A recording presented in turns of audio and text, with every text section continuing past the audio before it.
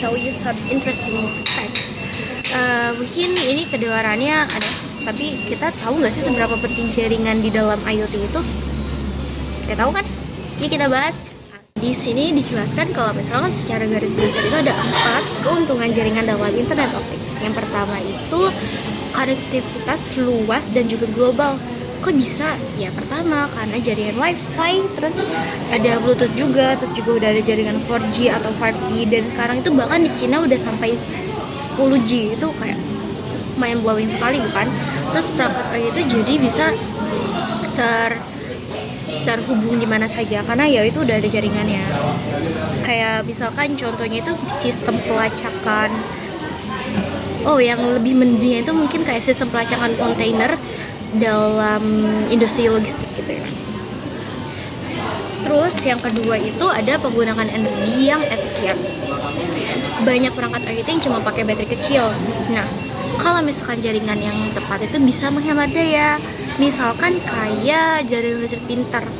Jadi dia itu kalau misalkan nyala itu cuma berdasarkan misalkan sensor gerak, kayak misal di toilet di daerah Korea ataupun pintu masuk daerah Korea itu kan kalau misalkan ada orang masuk atau ada orang yang di dalam ruangan dia bakal otomatis menyala, tapi kalau misalnya nggak ada pergerakan dia bakal otomatis mati.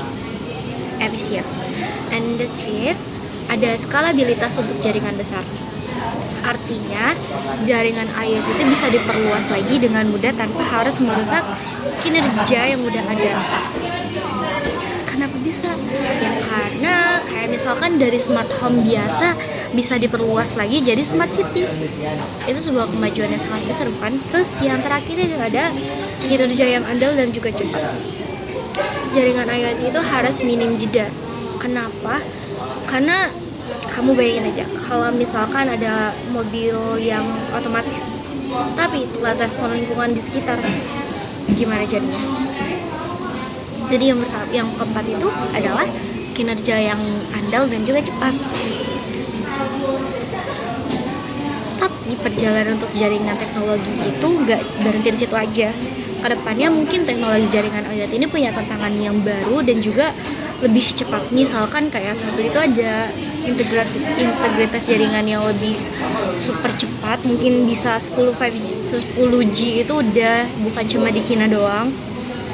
Terus juga ada pengembangan standar keamanan yang lebih ketat biar data kita itu nggak gampang ke sharing orang lain dan juga nggak gampang diretas. Terus juga mungkin ada pemanfaatan AI atau kecerdasan buatan untuk mengelola jaringan yang makin kompleks. Nah, itu dia ringkasan materi pada video kali ini. See you when I see you. Bye.